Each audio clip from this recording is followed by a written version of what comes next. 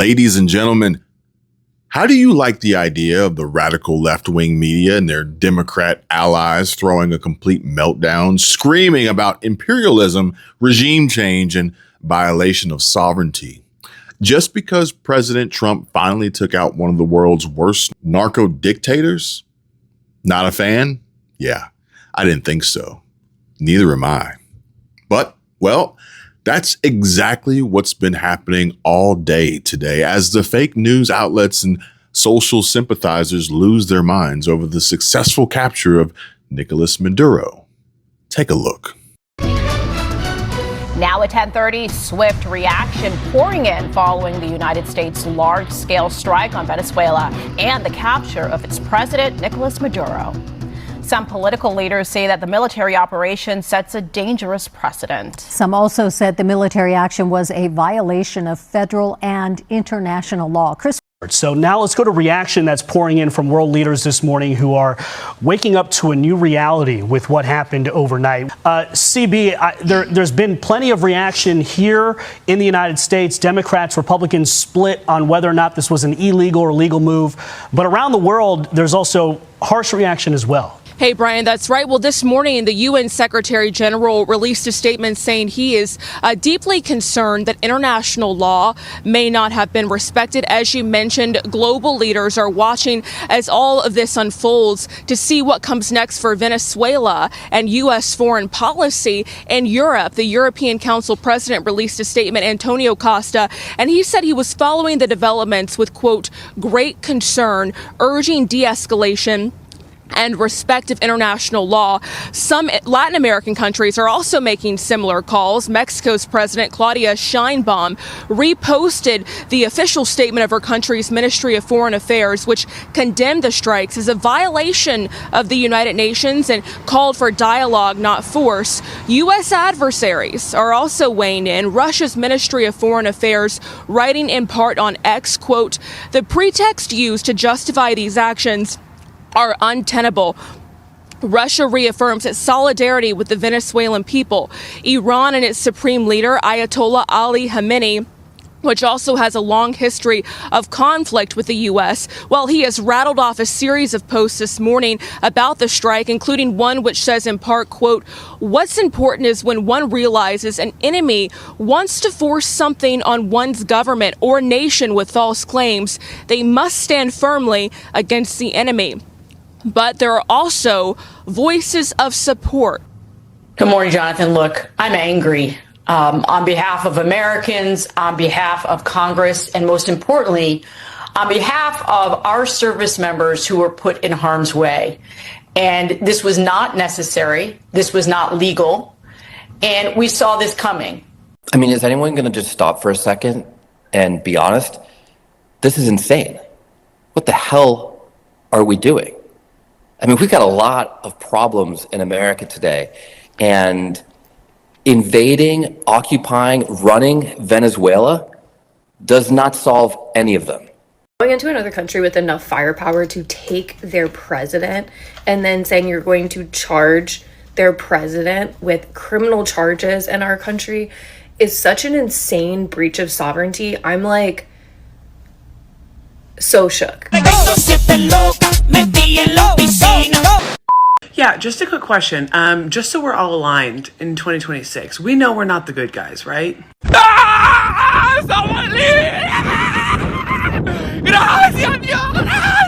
Okay, well, if you're not a bot, which you might be, I don't even care. Do you know what happens when the United States starts bombing and invading a sovereign country?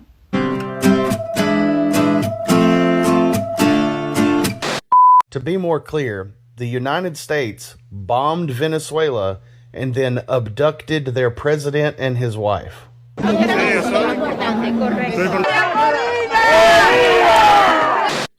Be honest. Who's secretly rooting for Venezuela and Iran? Donald Trump, yo sé que posiblemente tú no vayas a ver este video. Yo lo sé, lo tengo claro. Pero coño, no nos puedes quitar el privilegio de mostrarnos una foto de ese coño de su madre tras las rejas, ¿vale? Por favor, te lo pedimos. Hoy es el mejor día de nuestras vidas para todos esos venezolanos Dios mío, hoy es un día bendecido que nunca vamos a olvidar. Yo creo que nadie entiende la emoción, pero desde mis 7 años me tocó vivir en un país donde me arrebataron mi infancia, me arrebataron todo. Dicen que si tienen a Maduro. ¿Quién dice? Salió Delcy diciendo que dónde Carrizo estaba. Ay, no, yo le juro, no sé, no me quiero ilusionar. Gente, Maduro fue capturado. No lo podía creer cuando estaba viendo esto. Le queremos dar gracias a Dios por su milagro. A los que no dejan de creer que Dios es grande.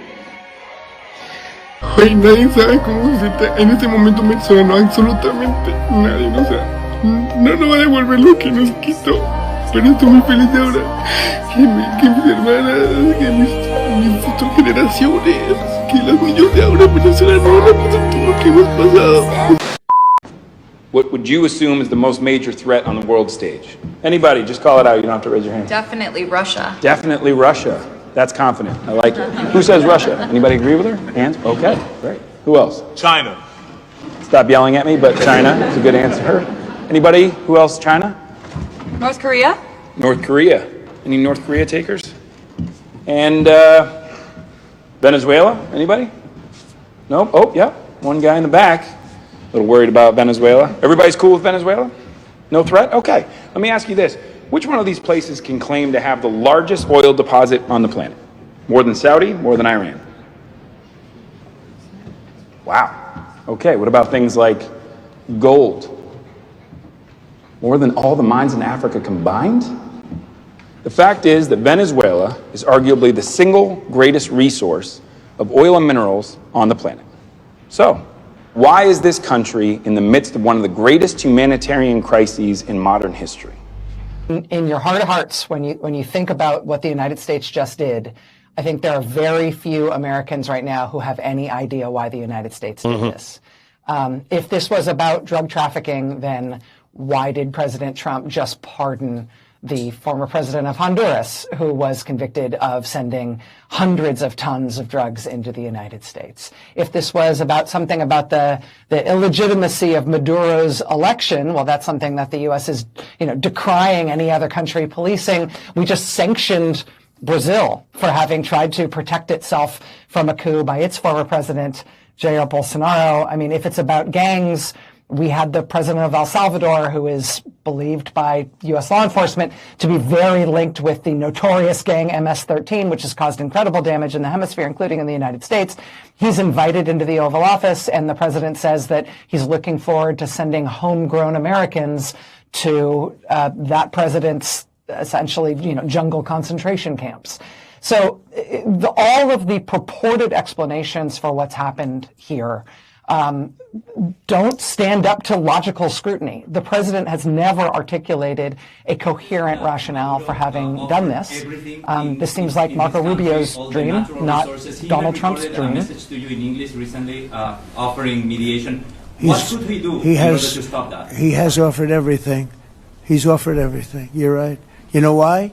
Because he doesn't want to fuck around with the United States. Thank you, everybody. Thank you. Thank you, everybody.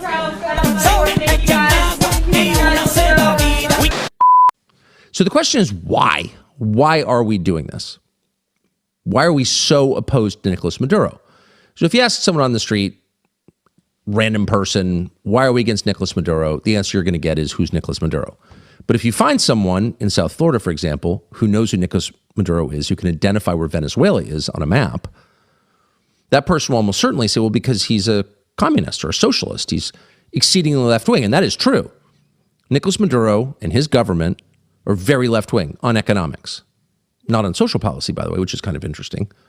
In Venezuela, gay marriage is banned, abortion is banned, sex changes for transgenderism are banned. It's one of the very few countries in the entire hemisphere with those policies. It is on social policy, not defending the regime, just saying, one of the most conservative countries in North or South or Central America. Only El Salvador really comes close, which is much smaller, of course. And by the way, the U.S.-backed opposition leader, who would take Maduro's place, if he were taken out, is, of course, pretty eager to get gay marriage in Venezuela.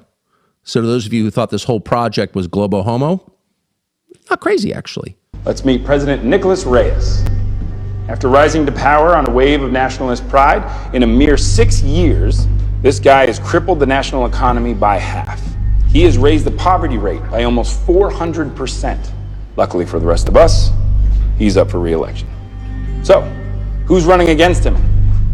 This is Gloria Bonalde. Now, Gloria is a history professor turned activist. She's running against him on a social justice platform and on the strength of, in my humble opinion, just not being an asshole. At this point, I would just be embarrassed to be a liberal. Look at what happened in New York City today.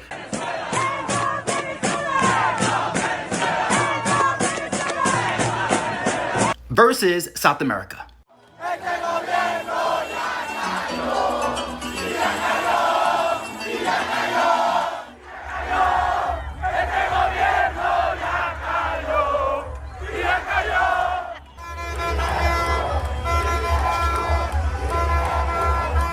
So the party that wants to overthrow the dictatorship of Donald Trump is upset that an actual dictator was overthrown today. Make it make sense. You can't. Free Maduro! Free him now! Free Maduro! Free him now! Hands up Venezuela now! Hands up Venezuela now! Free Maduro! Free him now! Free Maduro! Free him now! From Venezuela to Iran! Venezuela to Iran! No more sanctions! No more bombs! No more sanctions! No more bombs!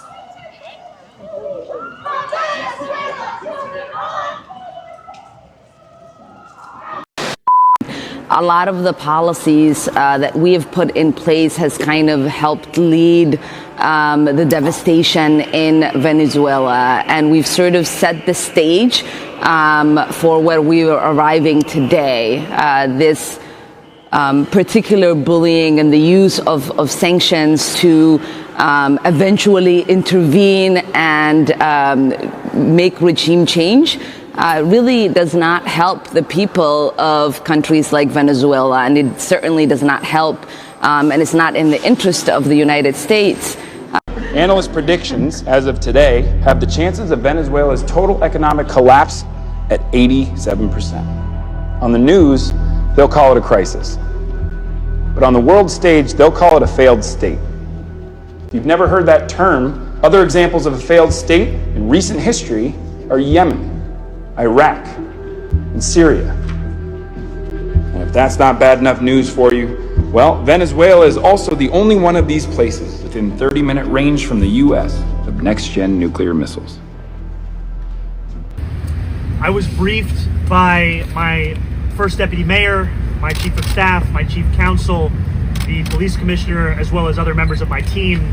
I called the president and spoke with him directly to register my opposition to this act and to make clear that it was an opposition based on being opposed to a pursuit of regime change, to the violation of federal and international law, and a desire to see that be consistent each and every day.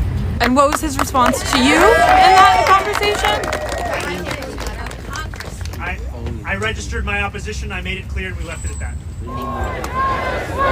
Stop bombing Venezuela! Warning! The U.S. launched a massive criminal bombing campaign on Venezuela. This war has nothing to do with drug trafficking. If the U.S. were interested in ending drug trafficking, they would talk to their allies in Peru. No more wars for empire! No more! Venezuela! Stop bombing Venezuela! Stop bombing Venezuela!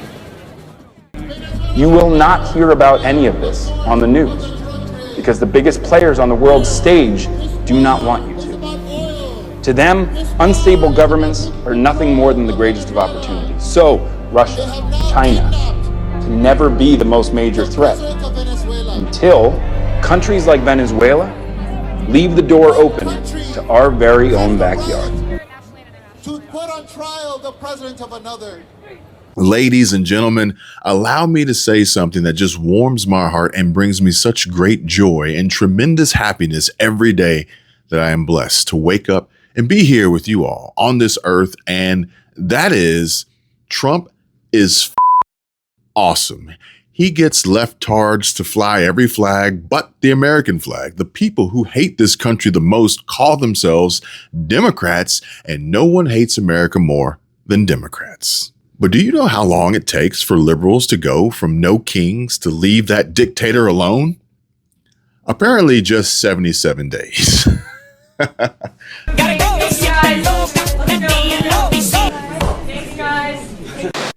Hey everyone, welcome back to the channel and a happy new year it is, because we're kicking off 2026 strong. But I want to talk about something massive that happened on December 9th, 2025, a historic event that flew under the radar for most people, but I caught it. And I think it is a complete game changer for us all.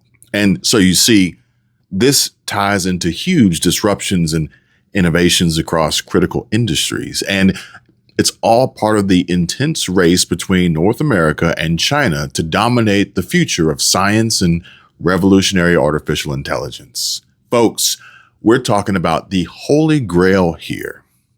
And that's why I'm so excited to feature today's sponsor, Telescope Innovations, ticker symbol TELIF on the OTC. Traded easily on platforms like Schwab, Interactive Brokers, Fidelity, E-Trade, and many others. But in my opinion, this could be one of the best companies I've ever featured on the channel, especially as my first sponsor of 2026. All right, so let me break down what happened in December, why this changed everything for Telescope Innovations. Here are the quick facts. And they've gotten seriously involved with a 2-time Nobel Prize winner in chemistry, the only still alive and living, a team with multiple previous successful exits in this exact industry to boot. They are already generating real revenues. And top clients include 15 of the top 20 largest pharma companies in the world. Absolutely massive, everyone. But this company is the global leader in something you need to understand. And when you see what it is, well, it's going to blow your mind. First of all, I'd like to thank the organizers. At least for me, this was an excellent experience. My name is Henry Dabina, and I'm the chairman and the CEO of a company called, a Vancouver-based company called Telescope Innovations. And what we do is we are using intelligent automation, I'll explain what that is in a minute, to help high-value chemical and pharmaceutical companies. And so, as you all know by now, developing a new drug today requires up to 30,000 experiments to get that done. But at most, even a skilled chemist can do about only 5 per week.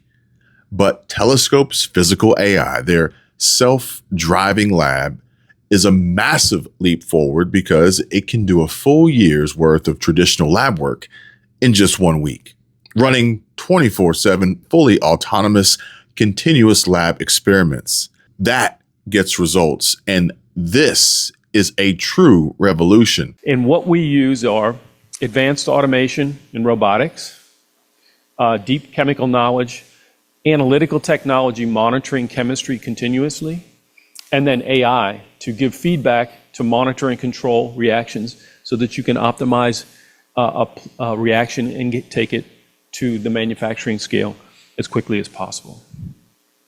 So there's a huge demand now for lab innovation and automation in big pharma. I'll use that as this example. Billions and even trillions of dollars now, based on what's happened in the last pandemic. People learned that those who had automation built into their R&D platform actually fared far better whenever the supply chains were broken, when research needed to be done and not everybody could be in the office 24/7.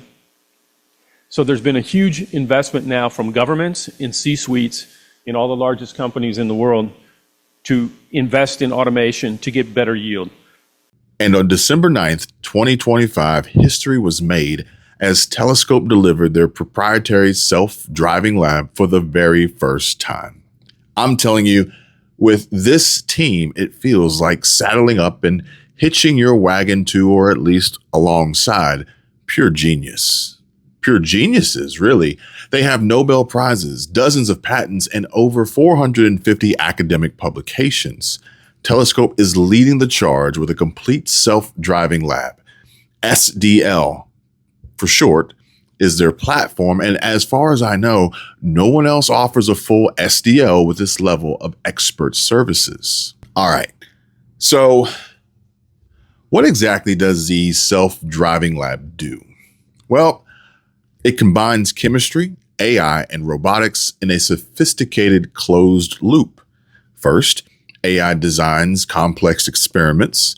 Then, robots execute higher precision workflows. Next, sensors analyze results in real time. And after that, machine learning optimizes the next round. All running nonstop with almost no human intervention. Efficiency on overdrive. This accelerates discovery and slashes R&D costs dramatically. And, ladies and gentlemen, when you see the time and money savings for customers, your jaw will drop. So you see, here's the bottleneck today. A company files a patent on day, let's just call it day X, and so begins the lengthy, time-consuming, and costly and outdated process that follows, which from then on, after that day X, it usually takes 10 years to develop and commercialize. Not only does it take about a decade, but it also can end up costing up to $900 million. And with a 20-year expiration date on that very same patent, well, that leaves only 10 years to monetize under patent protection before it expires. But now, with Telescope's self-driving lab, management projects it can shave years off time to market. Estimates show up to 30% reduction in development time, and that means extra years of high margin profits while the patent is still active. Bottom line, internal numbers suggest the SDL could save up to $600 million per drug in costs.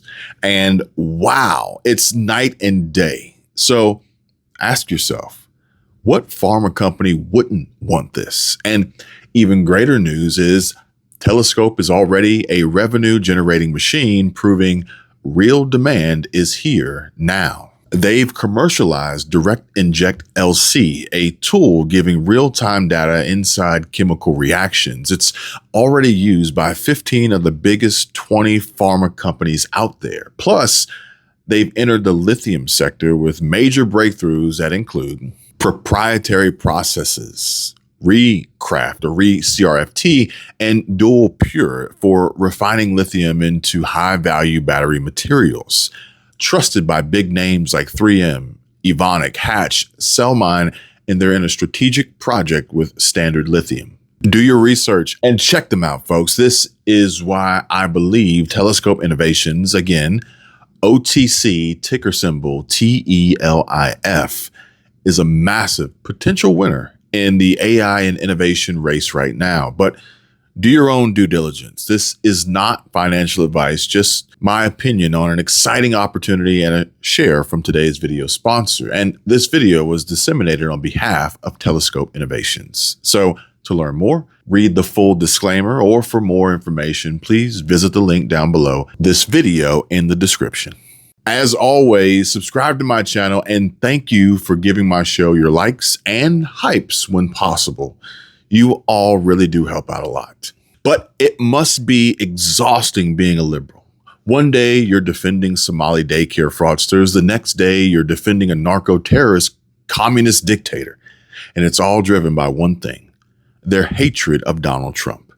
But they aren't even allowed. I mean, can someone tell me, how is the UN even still relevant? I think I heard John Kennedy, maybe it was John Kennedy, say the UN is about as useful, or should I say useless, rather, as a chocolate teapot. But as you all just saw and watched the clips I've curated and compiled for you, as I hope that I put them together in such a way where it really tells a story for those of you tuning in and hoping to get caught up to speed and, most importantly, brought the truth. But no shocker, really. Communists have taken over Times Square in New York City, as well as blue and green-haired weirdo freaks in other woke far-left cities around the country, demanding the release of Maduro and calling for a revolution. Meanwhile, Venezuelans are literally celebrating their freedom, while these brain-dead idiots cheer for a narco-terrorist. I literally have no words. But watch and bear witness. See for yourself. In an epic sight, real Venezuelans are storming NYC to counteract the white liberals protesting against Trump's Maduro capture and strikes. The white Democrat is absolutely clueless, as actual Venezuelans are ecstatic right now. The MSM mainstream media won't show you these scenes. Trump is Latin America's hero.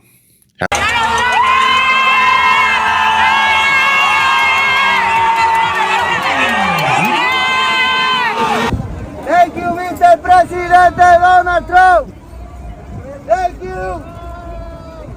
Maduro exporta coca. Maduro narcotraficante. Venezuela libre. Regresen, que en Estados Unidos no lo quieren. Regresen, que Trump no lo quiere. I did not vote for Trump. Not that I was excited to vote for Kamala, but I did. But what I have done is facilitate food, medicine, basic essentials for children in Venezuela for over 10 years. I have developed close relationships with families there, with mothers there who have watched their children die because you cannot imagine the conditions in Venezuela. You cannot imagine parents unable to get the basic essentials for their children. I've spoke to families, to mothers who watch their children die on the floors of their home. You cannot imagine. I've been posting about Maduro and the state of Venezuela for a very long time, over 10 years. So before you sit and criticize, and I can't pretend to know how this will impact America, I'm honestly just so focused on the relief I feel for the people of Venezuela. So before you want to politicize this and make this a Trump thing, look into the conditions and the quality of life for how people have been surviving and living in Venezuela. Venezuela is not occupied today. Venezuela is liberated today. Truly, learn about it, read about it. Again, I am not saying that this isn't for the oil, all that. Okay, maybe it is. Maybe it's truly sinister.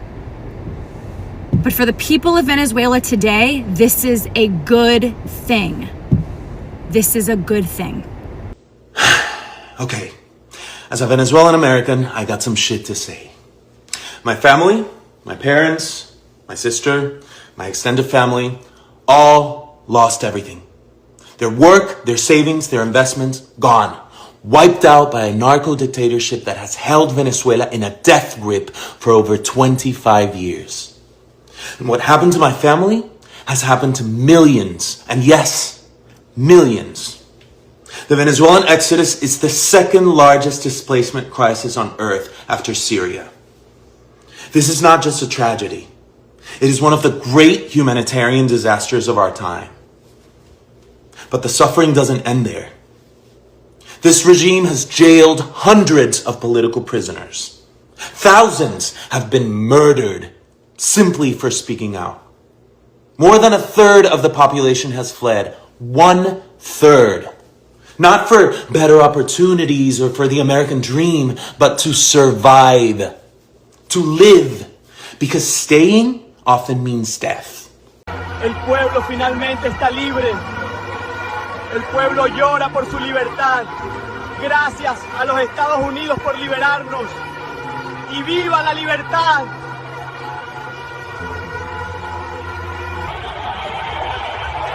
Oye, El dictador cayó. Finalmente. Estamos libres, estamos libres.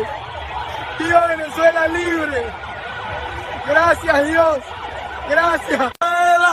Oye, el dictador cayó finalmente. Granadito, hermano, esto es real. Estamos libres. Mira, mira cómo está la gente. ¡Viva Venezuela libre! Gracias a Dios, esto es para todos los que aguantaron, se logró.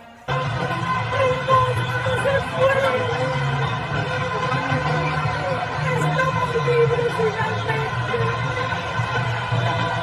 Gracias, Donald Trump. ¡Viva la libertad! Now a message to my English-speaking friends, because I'm already seeing people are organizing protests, hands off Venezuela, let's defend Maduro, we love dictators. Do not, for a moment, let your hatred and disdain for Donald Trump, an unsavory character, have you defending the dictator of my country that was destroyed by him and Chavez and their system 20 years ago. We Venezuelans are very, very happy that our dictator has been arrested, removed, and will be put through a trial. It's the first time we're seeing justice in 26 years. Now let's hope that they get the rest of the criminals out of Venezuela, and then we can return home. For all my Americans shitting on Trump for bombing Venezuela, let me tell you, I am Trump's #1 hater. I am also Venezuelan. And let me tell you, for all of you that are commenting on social media, oh my God, no war, we didn't sign for this. Oh my God, poor people, they must be so terrified. Let me tell you, every single Venezuelan that is not working for the government, the dictatorship that has been in place for more than 25 years, we are stoked. We are happy. Even the people that are currently still in Venezuela, everyone's happy about this. So can you please just educate yourself and stop spreading this bullshit narrative that, oh my God, poor people, like, they must be so scared. No, we're not scared. We've been waiting for this shit for 25 years. We've lost family members. We've escaped the country. We've had to leave everything behind to start over. Yes, some of us know Trump is a piece of shit, but sometimes you battle the devil with a bigger devil. So let him do what he needs to do, and then we can go back to shitting on him, okay? La señora que no ha parado de llorar desde que llegó, viene en pijama, como lo pueden ver, todavía ella está. Cuénteme un poco su reacción, cuénteme un poco qué sienta en este momento. Esto no tiene comparación. Gracias, Dios mío. Gracias, Dios. Me arrodillé y lloré en mi casa por él. Es un milagro.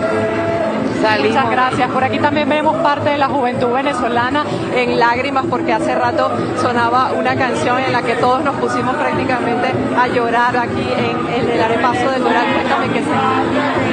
Mucha emoción, el ambiente es impresionante y el ambiente te cautiva, y uno estar en el momento y tener esto como una experiencia única en la historia es increíble. Muchos años esperando esta pronta libertad, que todavía, bueno, pero por lo menos estamos saliendo de una de las peores ratas de Venezuela. Gracias al gobierno de Trump por esta libertad que nos está brindando. De alguna manera se convierte, junto a Edmundo González y a María Corina Machado, en los libertadores de Venezuela. Esto es algo que no sé cómo explicarlo, o sea, es una emoción. And they decided to dedicate it to President Trump because he deserves it. Because not only has he been involved in only a few months in solving 8 wars, but his actions have been decisive to have Venezuela now at a threshold of freedom after 26 years of tyranny that have destroyed the lives of millions of Venezuela, destabilized the region, and undermined the institutions in the United States, because having Venezuela as a safe haven of the enemies of the United States and using our territory and our resources to hurt the American people and American institutions is certainly a threat to the national security of the United States and the security of the hemisphere. But President Trump has been very clear, courageous in terms of dismantling this criminal structure. And on behalf of the Venezuelan people, I reaffirmed our gratitude and our commitment to this cause for the whole America. So I insist he deserves it. And while the world may see Venezuela as a collapsed state, what it is in reality is an occupied one. Our territory, our natural resources, and our institutions have been overrun by hostile foreign powers. Iranian militias, Chinese corporations, Russian intelligence, all exploiting our country with impunity. Venezuela is no longer just a local crisis. It is now a geopolitical threat that endangers the entire Western Hemisphere. It has become a launch pad for an authoritarian expansion in the Americas. And in the midst of all of this, one woman has dared to lead the charge for freedom. Maria Corina Machado. In 2024, against every odd, she led a peaceful democratic uprising that won the election. Her team smuggled physical voting receipts out of the country, hard proof of victory that the regime tried to bury. Her courage has lit a fire in the hearts of millions of Venezuelans desperate to believe that change is still possible. But now some have questioned her decision to dedicate her Nobel Prize to Donald Trump. Okay, I get that. But here's the truth. It was a brilliant strategic move in the global chessboard of politics. Maria Corina is no fool. She knows exactly the kind of man Trump is. She knows how much he campaigned for it, loudly and relentlessly, to win that very same prize. She knows how symbolic and personal that recognition is to him. And precisely because of that, she understood that this gesture might be the thing that keeps his attention focused on Venezuela at a time when U.S. presence and pressure in the Caribbean is rising. She didn't dedicate that award to flatter him. She did it to protect and preserve the one kind of power that could help shift the course of history. Y'all, Trump did not start a war. He enforced the warrant. This man dropped bombs at 2 a.m. He captured the president and his wife at 3 a.m. He had a press conference at Mar-a-Lago at 11 a.m. and he was running Venezuela by 12 p.m. That's what you call a boss, baby. Y'all can say what y'all want, but Donald Trump is really him. If that man do not go down as the greatest president of all times, then something is fucking wrong.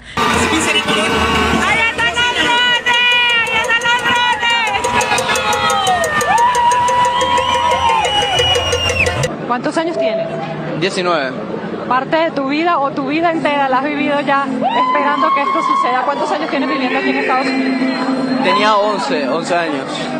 ¿Tus padres en dónde están? ¿Disculpa? ¿Tus padres están aquí contigo? Sí, mis padres están acá. Ellos vinieron. Mi papá fue alcalde de la oposición y fue perseguido político. Y bueno, él vino para acá para simplemente huir y que nosotros tengamos una buena educación. Y es muy loco que de un día para otro yo a las 2 de la mañana parado, de la nada veo un video y después veo otro video y yo dije, está pasando en realidad. Es muy surreal, pero lo que hay que disfrutarlo. Muchas gracias. Seguimos compartiendo con las personas que se... ¡Regresen, que Trump no lo quiere! ¡Regresen, que Trump no lo quiere! ¡Regrésate, que Trump no lo quiere! ¡Delincuente! De todo su país completo. ¿Qué haces tú aquí? Tú no eres estadounidense.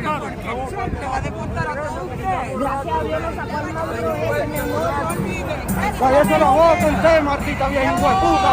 Usted no es venezolana. Usted no es venezolana.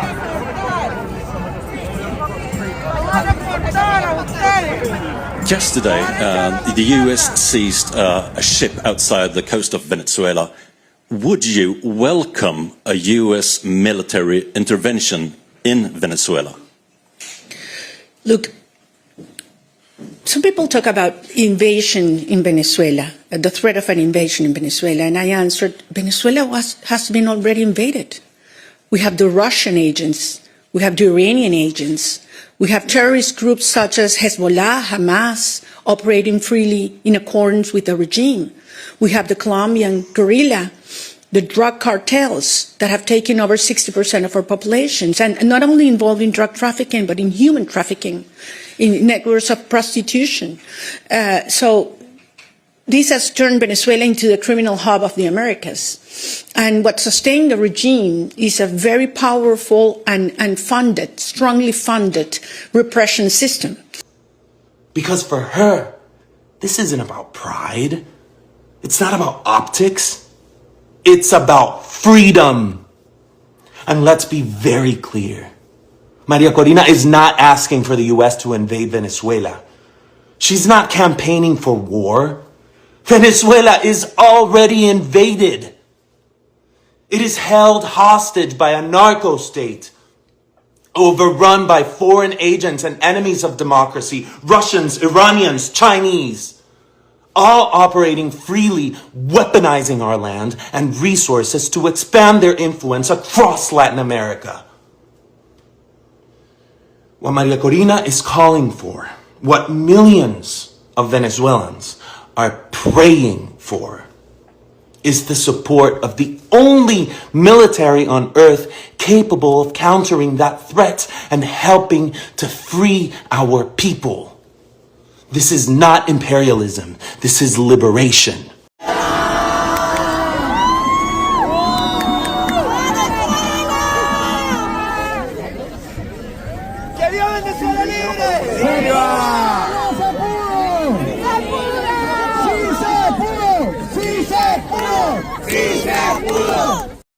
That man has officially been in office this month a year, and what he has done in the last year is way more than all of the fucking presidents have done all together. Do you hear me? That man has been standing on business, and he is putting America in a position where we is getting our fucking respect back, and nobody is going to play with us. Now, let me just say this. When I'm wrong, and I am going to admit it. A lot of stuff that Donald Trump do initially, I do not agree with it. Okay? His decisions make me nervous as hell. But once I sit back, take a deep breath, and I trust the process, and I trust my president like I should, I promise y'all everything always turns out for the best. Venezuela is happy. American is happy. Some people feel like it's for the oil, but as long as the people is happy and the people are good, a win is a win, y'all. That man got so many W's under his belt right now, under this one presidency. Him.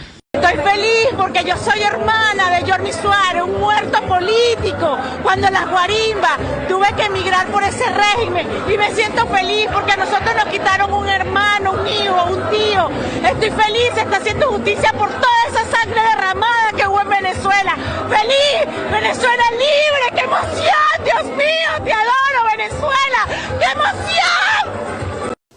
She's not playing partisan games. She's playing for Venezuela's life. Because this isn't theoretical. This isn't academic. This is life or death. So yes, it is time to honor her bravery, but more importantly, it is time for the world, especially the free world, to recognize what's at stake. The fight for Venezuela is a fight for freedom, for democracy, and for the stability of an entire continent.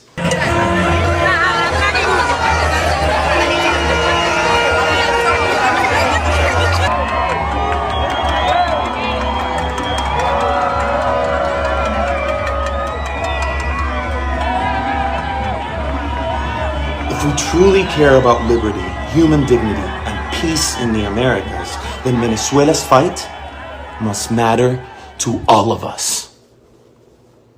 Que viva Venezuela, que viva Maria Corina Machado. In a historic celebratory development, millions of Venezuelans are jubilantly celebrating as socialism's grip ends after decades of oppression. The Maduro regime has collapsed in a U.S.-led operation freeing millions from hyperinflation, starvation, and narco-terrorism.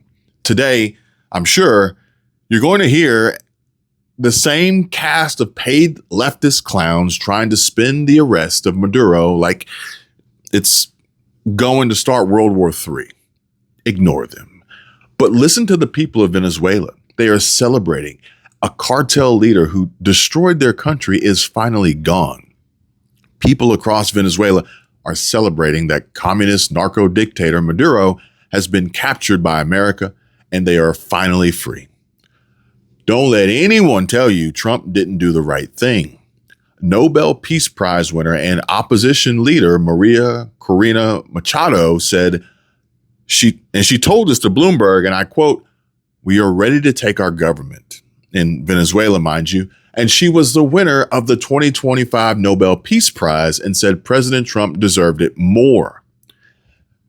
People who understand how the world works are celebrating today. While the fake media criticizes Trump, the Venezuelan people are celebrating. Barack Obama dropped 26,171 bombs in a single year on Iraq, Syria, Afghanistan, Libya, Yemen, Somalia, and Pakistan without congressional approval. Obama, he murked Osama bin Laden, no congressional approval. Obama invaded Libya. The opposition unalived Gaddafi, no approval. Biden off the al-Qaeda leader in 2022, no congressional approval. But Donald Trump just captured narco-terrorist dictator Maduro. Trump swoops in and brings the man alive back to the U.S.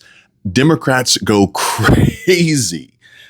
Now, take a guess at which one received the media meltdown over. Never forget, Joe Biden sent John Kerry to Egypt in 2022 to cozy up to Venezuelan dictator Nicolas Maduro. And for what? Climate change. What a difference a president can make, right? Scott Jennings is right. Kind of wild just how dumb and dishonest he was. As Joe Biden posted here in this old tweet, Trump talks tough on Venezuela, but admires thugs and dictators like Nicolas Maduro.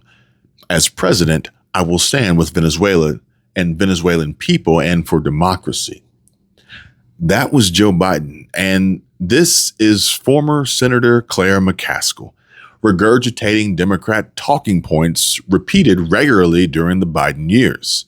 That, get this, Maduro is one of the worst people alive, and Trump wants to be just like him. Just look at what's going on in Venezuela. Maduro, who is what Donald Trump wants to be. He wants to be the kind of guy that doesn't matter whether you win or lose, you get to stay in power. Doesn't matter if you win or lose. And Maduro is staying in power by blowing up the rule of law in Venezuela and co-opting the military for his political purposes. That's what Donald Trump is capable of, and that is not American. That is not American in any shape or form. President Trump just took down Maduro in Venezuela in less time than it would take you and I to watch a full episode of Tulsa King. This president gets things done. And you're going to see the media and even some people on the right, but all the people on the left say about how this president is radical and he breaks the law and he's unconstitutional. My ass. New York City just fell to socialism and Venezuela just escaped it. The people are dancing in the streets. I'm getting text messages from Latino friends. Just got one from a friend who just came to me and said, all Latinos are dancing in the streets. She's from Nicaragua. Her family fled this kind of crap. Thank you, Mr. President. Finally, people getting things done without having to go through the crap that makes America stall. We're making America and the world great again. Excellent job, sir. Kudos. One of the most corrupt countries in the world, and it's a shame. They had one of the bloodiest election cycles this past cycle, and they killed journalists that were covering it. They've killed their own elected officials that were actually trying to fight the cartel. So I really don't care what the president of Mexico has to say, because in my opinion, she's only in that position because she's been installed. And if they actually had a good president, you'd see Mexico not being run by cartels. But how about this here, and how during Trump's first term, Maduro stayed in power after an illegitimate election? The mainstream media, the MSM, the Democrats repeatedly claimed that Maduro remaining in power was proof that Trump was Putin's puppet. Everyone in this video will now be condemning Trump. Watch, but it's just so pathetic. Even in Latin America, the same pattern. While U.S. public support for Venezuela's self-declared interim president Juan Guaido seems to have diminished, strongman Nicolas Maduro is still in power as Russia's support for him remains steadfast, sending a clear message to the world of America in retreat and Vladimir Putin filling the void. And you know, it's remarkable because Vladimir Putin isn't even that popular here in Russia right now because of the bad economic situation and a botched pension reform. So these foreign policy gifts that he keeps getting from President Trump not only make him stronger abroad, but also help keep him in power here in Russia as well, Brianna. All right, Fred, thank you so much for that report. Okay, so, you know, one of the arguments the president makes is that these places are thousands of miles away. The U.S. doesn't need to involve itself. And hey, if Russia is going to get involved, so be it. Part of what President Putin's been doing is looking for spots in the world where there is a leadership vacuum and an opening to have influence. Everyone who knows anything about foreign policy tells you that there's an impact when a global power like the United States is led by someone who actively says we need to pull back. We don't need to be defending these people. Where were they, you know, in the Peloponnesian Wars, whatever. But I think they underestimate the damage that Russia can do just by sowing chaos and by supporting authoritarians. We've seen this in Europe. So that it's not a China-type competitor, but the world can get a heck of a lot more dangerous if Russia helps authoritarianism, doesn't mind the spread of weapons of mass destruction, nuclear weapons. Russia's free press. Russia's free press shows other authoritarians how to do this. Why is he so susceptible to this kind of message coming from Putin? I mean, he likes authoritarian thugs. He responds to them. They probably know how to manage him and flatter him. There is an element whenever any leader of state or even high-level diplomatic officials meeting with another country where they are flattering you and they're trying to kind of get you on good terms. Trump is very susceptible to that. And I think Putin seems to have a special maybe he has clout with Trump. You know what's funny? I too have had people come to me, and even someone as an independent who sits in the middle said, Democrats need to stop being hypocritical. Another told me, Kevin, I was this close to blackpilling after Mamdani was invited to the White House. Then the day after his NYC inauguration, Trump drops fortunate son over video of us bombing the absolute out of communists. It was an absolute masterclass. But watch as Nicolas Maduro arrived at DEA headquarters in downtown New York. The scene unfolding in NYC under Mayor Zohran Mamdani, who has absolutely no authority, is epic. It's kind of messaging to Mamdani, you might be a mayor, but the big boys are in town and you are completely powerless. Here's Nicolas Maduro, perp walked by agents through DEA's NYC HQ. And you know, this is absolutely humiliating for him. Not much of a tough guy anymore, eh? And yeah, Trump might have played nice during your visit to the Oval Office, Zohran, but really, he played you like a fiddle. Perhaps what Trump should have said was, you know what, mighty dummy, I like you. I just don't respect you. You're a mayor. Know your role. Water, city parks, waste collection. That's your department. Nobody's briefing you nor seeking your advice on international military operations. How quickly we forget things. You know what we were complaining about from 2020 to 2024? We were complaining about how we had a president that was not anywhere. We couldn't find him. His own press secretary would say he doesn't run meetings before 9 a.m. and he's done by 5 o'clock. He would do one press conference maybe every 6 months if he was forced to do so. Everybody was talking trash about America. We were doing nothing. We were getting bullied. Wars were being started under our regime, under Biden. Ukraine war started. October 7th, Hamas, Israel, all this mess happened. And everybody was complaining about how much they did not like the president in America. Everybody. Then this other guy shows up. His name is Donald J. Trump. The guy is a complete opposite. He works 24/7. While people are celebrating on Christmas, he's quietly attacking the guy that says, come on, do something, I'm here. Maduro, who was acting tough. And you shouldn't do that to the leader of the free world. And America should have a backbone. As a voter, I want a strong leader. I want that. That's important to me. I feel safer.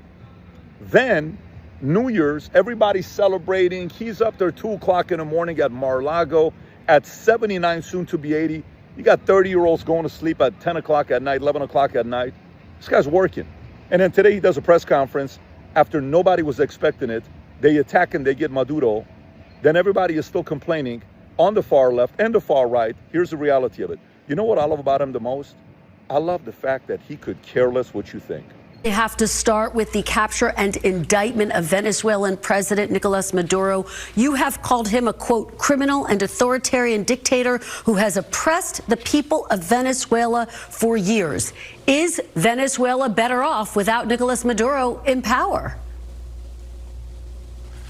Well, he's a bad guy, of course, and he's going to stand trial in an American court of law at this particular point in time. It remains to be seen whether the people of Venezuela are going to be better off. Donald Trump claims that he's going to run Venezuela. He's done a terrible job running the United States of America. Life hasn't gotten better for the American people over the last year. Life has gotten worse. He promised to lower the high cost of living. Costs haven't gone down. They've gone up. The healthcare system is broken. Donald Trump refuses to do anything about it to address the Republican healthcare crisis. So the notion that he's going to run Venezuela and make life better for the Venezuelan people, of course, is belied by the facts as to what he's done as president here in the United States of America. He brags about all these things he wants to do or is doing, but his actions belie his words. Maybe the best metaphor was his claim to bring democracy to Venezuela. There was a big policy there. It flopped. If the policy was working, Juan Guaido wouldn't be in the balcony here. He'd be in Venezuela. He'd be sitting in the president's palace, or at least waging a fight to win. He's here. And the president brags about his Venezuela policy? Give us a break. He hasn't brought an end to the Maduro regime.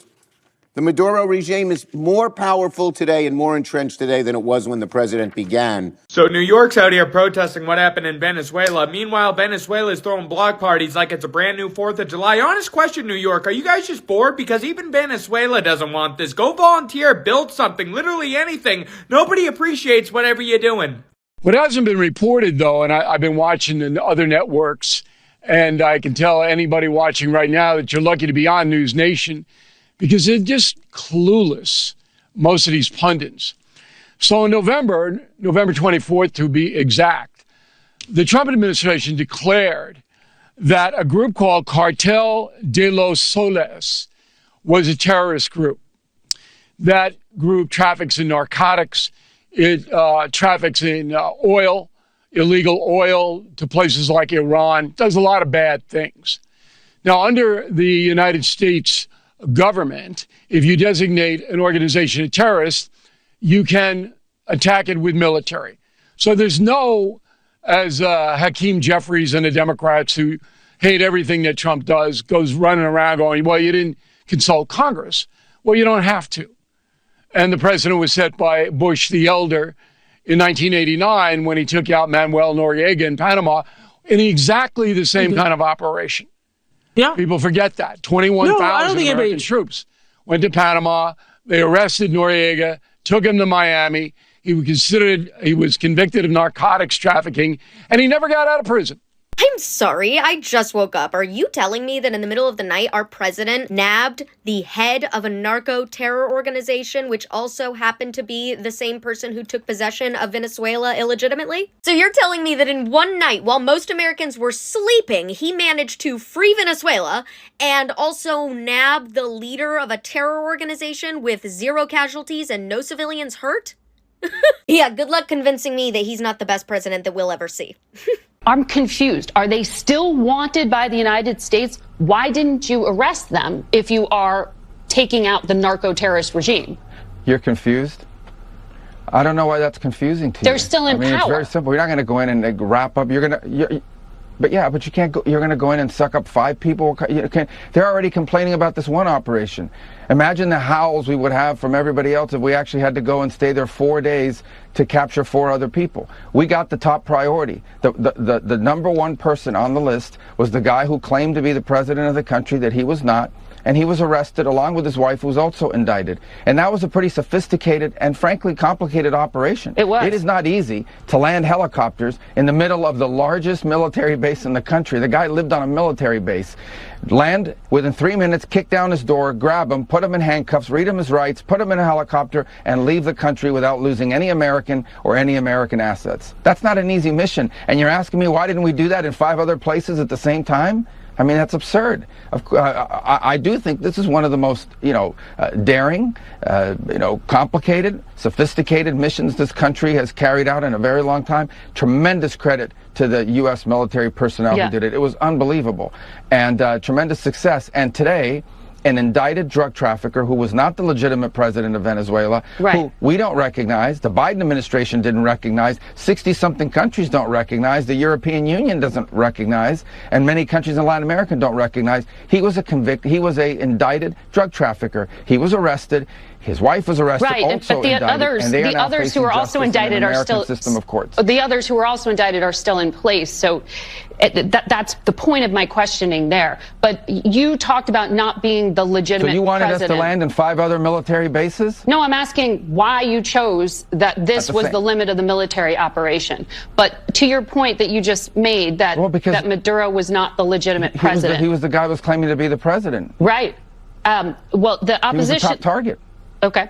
Si no eres venezolano, no opine. Tenemos años invadidos por rusos, chinos, iraníes y cubanos explotando nuestros recursos. Ahora vienen ustedes a preocuparse por un petróleo que los venezolanos ni siquiera vemos. Porque ni gas para cocinar hay, ni gasolina para los carros, ni para asfaltar las calles. Entonces no opine. Here's the reality of it. You know what I love about him the most? I love the fact that he could care less what you think, and he's just leading. Did you notify any members of Congress in advance? And Marco, do you want to talk about that? Because you were involved. And America is safer than ever before. Fewer drugs, fewer crimes, murder rate is down. Interest rates are gradually going lower. Inflation's going lower. We got work to do with affordability. Not everything is perfect, but thank God we have a strong leader in the White House. And trust me, half the people watching this, they're not going to like it. But this, but that, but Israel, but Qatar, but this, but nothing. We have a great president, and I'm happy he's in the White House. Those of you, nothing's ever going to make you happy. It's part of your DNA. You're not ever going to be happy. I am very happy we have a strong leader. Those of you who agree, awesome. Those of you who don't, thank God this is a free country, and you can fully disagree and say whatever you want about what I just said, and you have the right to do so. So do I. God bless. Future looks bright. The Democrats' leader / part-time shift manager at Dollar General, Hakeem Jeffries, cries to Kristen Welker on Meet the Press. Lies about Trump, claims he's going to run Venezuela. He's done a terrible job running the United States of America. Bro, Trump just snatched a narco dictator, flew him to Brooklyn, and locked him up. While gas is $2.80, borders are closing, and you're crying? But I tell you what, there's nothing funnier than an angry white liberal American woman gaslighting and telling the people of Venezuela how they should feel about the capture of the criminal dictator of Venezuela, Nicolas Maduro. Demand for another country's oil reserves. This is not what Venezuelans asked for. And under international law, this action undermines national sovereignty, regardless of how brutal the existing regime may be. While there are no verified reports at this time of widespread civilian injuries beyond military targets, this does not mean that civilians States need to take over the Venezuelan oil industry. Well, we don't need to. First of all, let me go back up. We don't need Venezuela's oil. We have plenty of oil in the United States. What we're not going to allow is for the oil industry in Venezuela to be controlled by adversaries of the United States. You have to understand, why does China need their oil? Why does Russia need their oil? Why does Iran need their oil? They're not even in this continent. This is the Western Hemisphere. This is where we live. And we're not going to allow the Western Hemisphere to be a base of operation for adversaries, competitors, and rivals of the United States. Have specific oil companies? We also want to see that oil and the proceeds from it Hold on. We want to see the oil proceeds of that country benefit the people of Venezuela. Why have 8 million people left Venezuela? 8 million, the single largest mass migration probably in modern history, left Venezuela since 2014 because all the wealth of that country was stolen to the benefit of Maduro and his cronies in the regime, but not to the benefit of people of Venezuela. You know how destabilizing 8 million migrants is? The number one fear that Brazil has, that Colombia has, that all these countries in the region have about what's happening in Venezuela and our involvement is they're afraid of another mass migration event. That's what they fear. This is deeply destabilizing stuff. It's not going to continue to happen. They are not going to come from outside of our hemisphere, destabilize our region in our own backyard, and us have to pay the price for it. Not under President Trump. Let's talk big picture. The fight for Venezuelans' freedom exposed a truth many Americans and Democrats and the mainstream media long denied, that socialists, despite their staged solidarity protests and nonstop virtue signaling about human rights, don't actually care. Venezuela is the proof. New York is their proof. Just in, NYC subway tolls and bus fares have risen, effective immediately, despite Mayor Dummy and his promise to make it free. Next week, the transit fares will be rising. Getting on a bus without worrying about a fare hike or whether you'll be able to get to your destination on time will no longer be deemed a small miracle because we will make those buses fast and free. For those who tap and go into the subway system, you can already see signs posted of that new $3 fare. Have you been preparing for the higher fare? We have no choice. We have to pay. The MTA fare hike starts Sunday. Subways and buses go from $2.90 up to $3. LIRR and Metro North up 4.5%. That'll mean, for example, that $378 monthly from Huntington now costs $395. And tolls rising 7.5%. Your one-way Easy Pass jumping from $7.46 above $8. I hate it. Why so? It just costs so much. But the MTA, with approval from Governor Kathy Hochul, insists service has improved. Ridership is up more than 7% over last year. Transit officials also say the fare hikes are needed to pay the thousands of transit employees. What happened to the free buses? Fare hikes goes into effect in NYC. Never trust anyone trying to sell you on socialism. I tell you, the dumbest people on the planet right now are the ones who elected Mom Dummy as NYC mayor. Sometimes I hate it when I'm right. I said months ago that Mamdani is a 12er Shia Islamist masquerading as a progressive liberal to win office. 12er Shia ideology is about accelerating the arrival of the Mahdi and the Islamic Judgment Day by causing chaos. This is the same exact ideology as the Iranian mullahs. Anyone who thinks he cares about New York City has been absolutely bamboozled. His worldview is all about the destruction of Israel and, by extension, the Jewish people.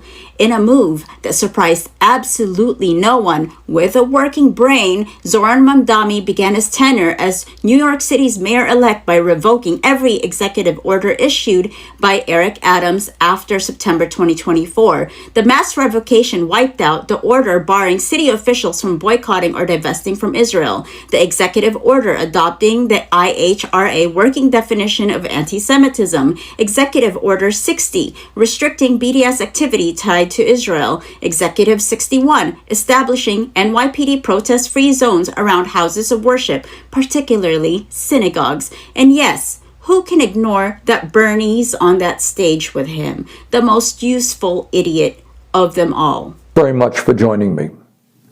Donald Trump has once again shown his contempt for the Constitution and the rule of law. Let's be clear. The President of the United States does not have the right to unilaterally take this country into war. There's a particular kind of entitlement it takes to believe you can explain Venezuela to Venezuelans. And what's worse is that this so-called analysis often comes from people who claim to oppose appropriation and white savior thinking while doing exactly that.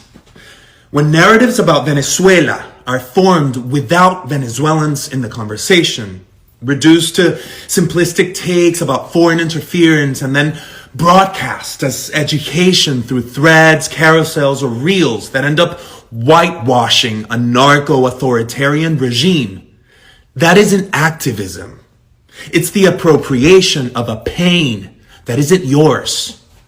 Now, here's the reality. There are hundreds of political prisoners, including teenagers, many never properly tried. There are forced disappearances. More than 7 million Venezuelans, that's a quarter of the population, have fled the country, many crossing deadly terrain because staying was worse. Nearly half the population struggles to eat. Children are malnourished. Hospitals barely function. Journalists are silenced. NGOs are criminalized. And families, whole entire families, including mine, forced to flee. Given this reality, using U.S. force to remove a narco regime that has held an entire population hostage for decades isn't interventionism. It's a response to a regional security crisis. Venezuela has become a continental issue, destabilizing neighboring countries and the United States through mass displacement while serving as a safe haven for guerrilla groups, drug and human trafficking networks, and hostile actors like Russia, China, and Iran. Venezuelan sovereignty was lost long ago when the regime effectively handed the country over to these interests. Freeing Venezuela from criminal control is not only a just cause, it serves the stability of the entire hemisphere. And if we're going to move forward in this deeply polarized tribal moment, we have to learn how to hold two opposing truths at the same time.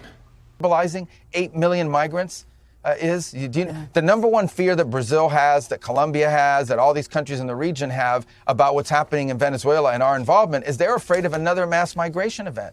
That's what they fear. This is deeply destabilizing stuff. It's not going to continue to happen. They are not going to come from outside of our hemisphere, destabilize our region in our own backyard, and us have to pay the price for it. Not under President Trump. Number one, most of the experts that people have on television, I watch these experts and it's clown hour. Okay, these are people that have focused their entire career on the Middle East or some other part of the world because that's where all the action was. Very few of them know anything about Venezuela or the Western Hemisphere. Venezuela looks nothing like Libya. It looks nothing like Iraq. It looks nothing like Afghanistan. It looks nothing like the Middle East other than the Iranian agents that are running through there plotting against America. Okay, these are Western countries with long traditions among their at a people-to-people and cultural level and ties to the United States. So there's nothing like that. So I think people need to stop ascribing the apples and oranges here, the apples of the Middle East to the oranges of the Western Hemisphere. But do you... Number two, this is about the national interest of the United States. And what I'm confident of is we are in a safer and better place because we're taking it seriously. The alternative would have been to leave Maduro there as an indicted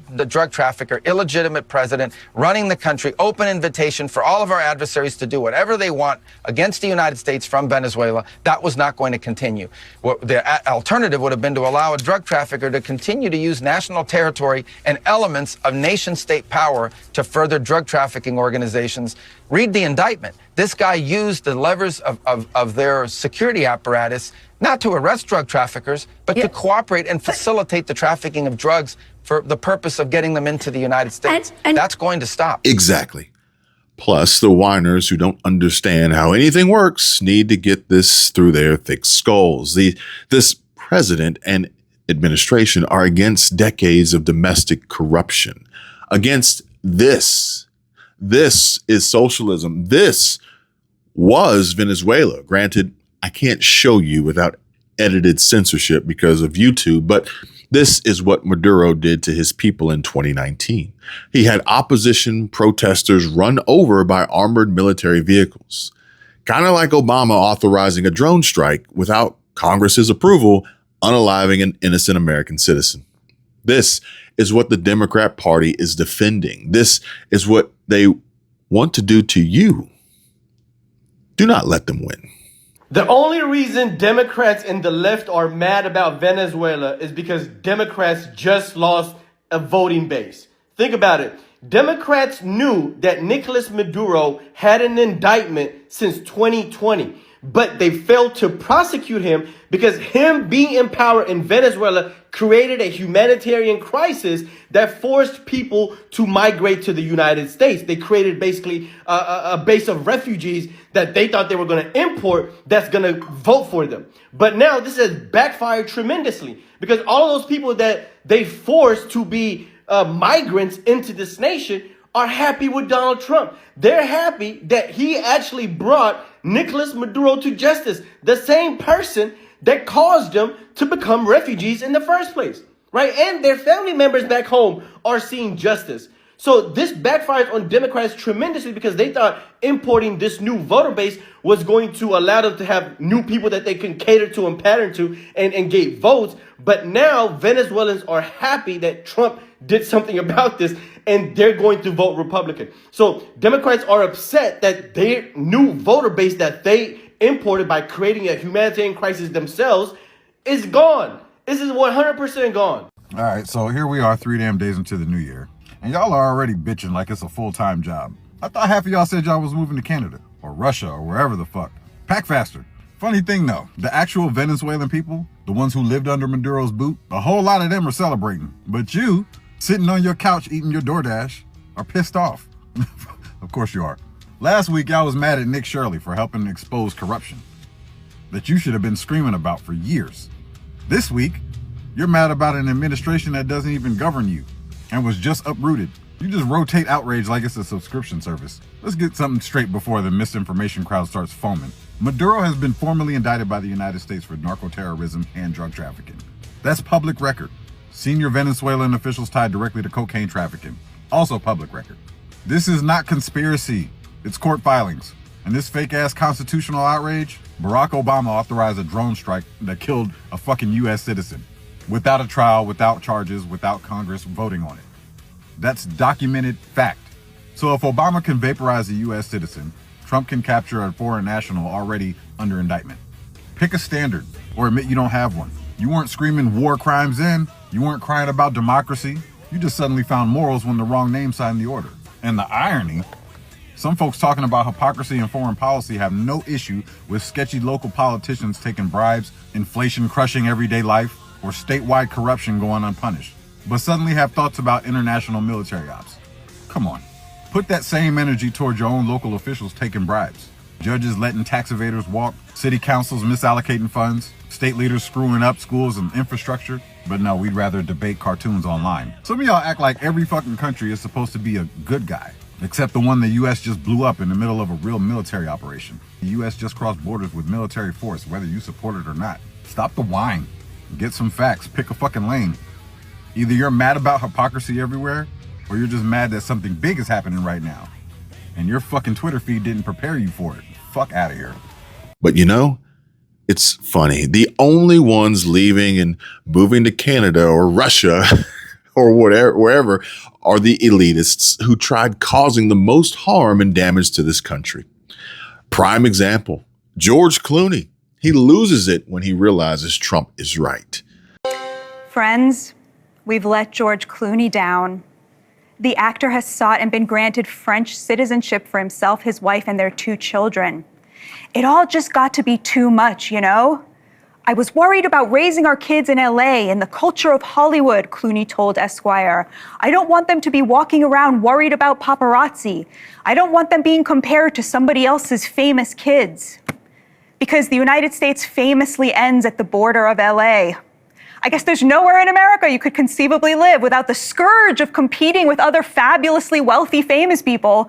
God forbid the Clooneys find some American farmland to settle on outside of Los Angeles, a local community to join, and a local economy to contribute to. No, for George Clooney, it's either LA or France. It's exactly the kind of anti-American elitism that his political commentary drips of. The rest of the country is just utterly beneath notice, beneath contempt. But he wasn't the only celebrity with a French run-in this week. The singer Chappell Roan is tying herself into knots after giving tribute to the late French actress Brigitte Bardot on social media, only to find out, gasp, Bardot's political views are the wrong ones. Roan initially called Bardot an inspiration, but quickly deleted her tribute after someone alerted her to Bardot's political views. Bardot frequently spoke out against the Islamization of France, for example, condemning the massive influx of immigrants into her homeland.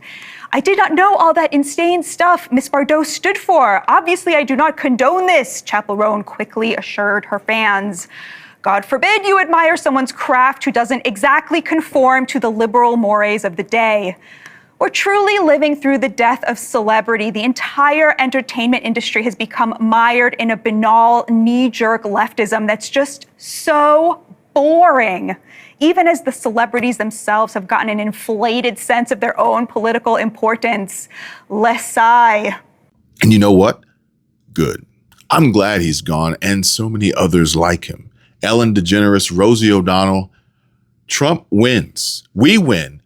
MAGA wins again, and so does America with the fleeing and exile of Hollywood elitists, leftists, progressive Democrat Party trash. Self-deport, motherfucker. Because if not, the IRS is prepared to show you the exit. Crossing moments ago, IRS agents could soon be going on immigration raids. Homeland Security Secretary Kristi Noem asking the Treasury Department to deputize their agents to help arrest and remove migrants from the United States. So far, no response on this plan from the Treasury. But folks, listen up. And so you see, it took U.S. military and law enforcement forces an hour to capture the president of Venezuela. And people are out here acting like there is an imminent war. With who? The cartel leader who got snatched in less time than it takes to watch an episode of Landman? All the clowns who say Trump's not doing anything don't understand the importance of geopolitics. Trump has accomplished a lot in just 1 year. Not even. And just secured more with John Deere having just announced $2 billion in investments in the U.S. and not overseas. And another one. Trump has just decoupled South America from Russia, Iran, and China. But for anyone who always fails to see this, it's because they don't want to, or they're either paid or just don't understand geopolitics. But here's something you can't miss, no matter how hard you try. Midterms are around the corner, and so is 2028. And another one. Trump is dropping 2020 election fraud videos right after seizing Maduro. A Venezuelan military intelligence whistleblower confirmed the CIA laundered election rigging technology like Smartmatic and Dominion through Venezuela. 2020 retribution incoming. So there were trucks that showed up on the 3rd, and then the 4th, and then the 5th. And how long did that go on? How many days? Well, I wasn't there the whole last week, but I know for as they were long still, as you can recall. Yeah, how many days? My last day was the 10th, and they were still coming in. Trucks. And they're coming from a company called Runback that does the high-speed scanning and printing of duplications, and I think the military ballots. So now I'm getting out of my comfort level here talking about this. I don't know what they're doing, but those ballots were coming in from a high-speed scanning company called Runback that. Apparently you haven't heard of Runback? No, I've heard of Runback, Okay. ma'am. But what I'm trying to figure out is whether they printed them or they scanned them, and if they scanned them off-site, to what purpose? I can't tell you Because wasn't that your job to scan them? Well, I beg, not your job, but Yeah. No, all the high-speed scanning happens at Runback. So those ballots go to Runback. As far as I know, there were no observers there.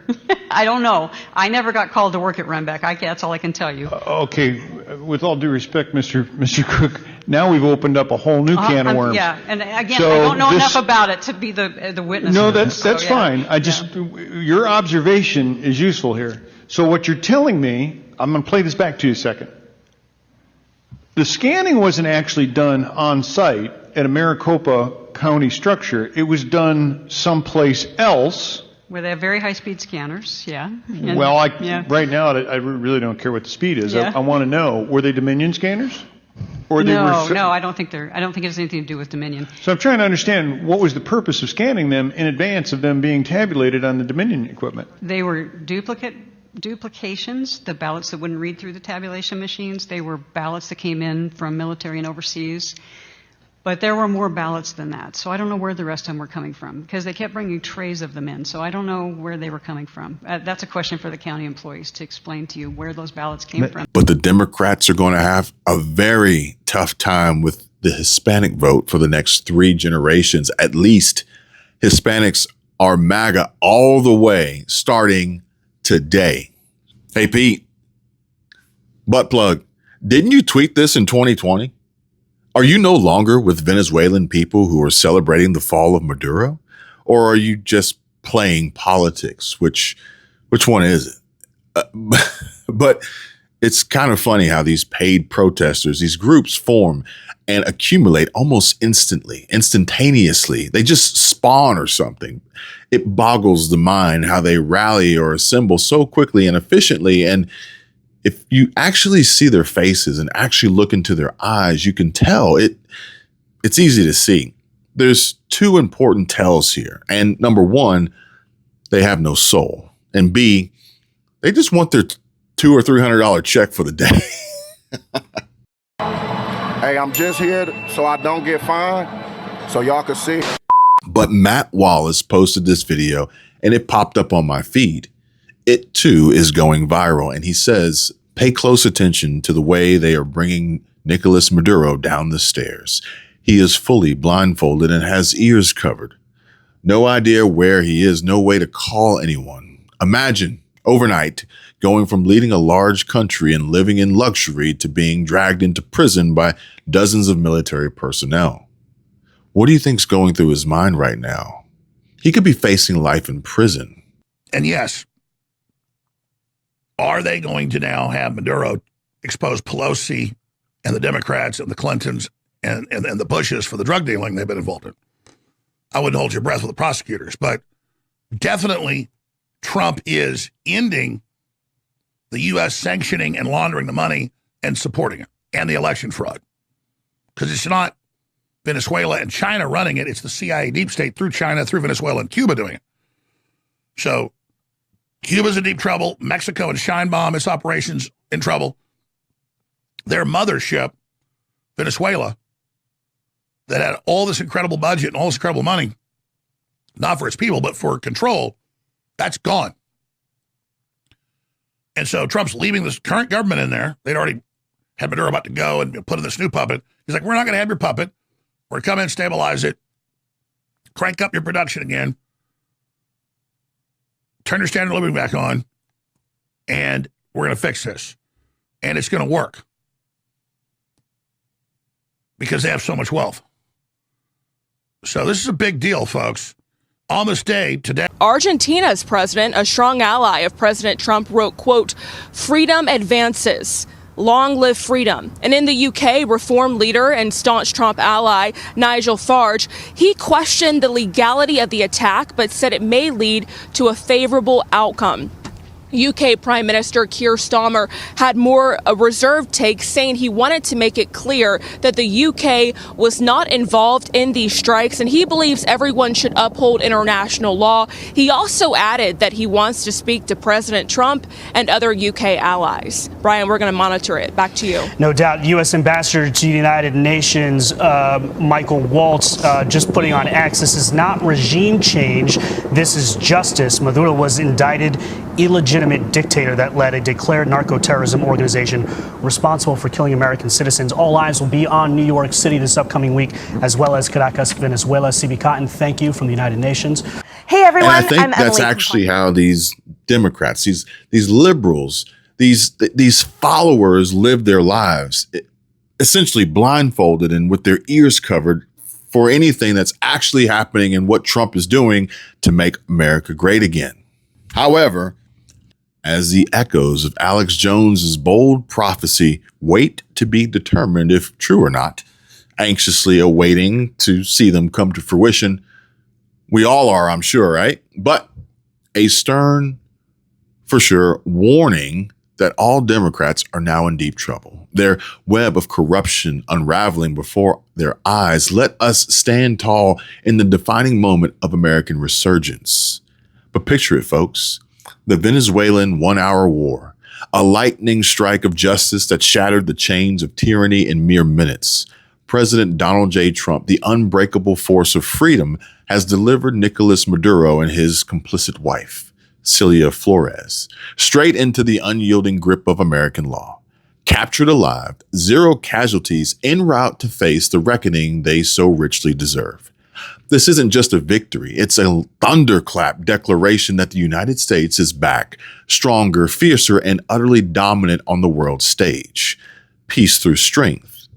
Dream with me, if you would, as we are all warriors of the MAGA movement, and know that if Trump dares to haul a foreign dictator from his lair, exposing the rot of narco-terrorism that poisoned our borders, what chains will bind him from pursuing the deep state traitors right here at home? Those high-profile politicians cozy with cartels, funneling drugs, illegals, and terror into our sacred land for which we are taking back to make great again. But could this be the spark that ignites their perp walks next? Imagine Hillary, Pelosi, Barack, Joe yanked out of their beds in the middle of the night. The floodgates are cracking and justice is surging through.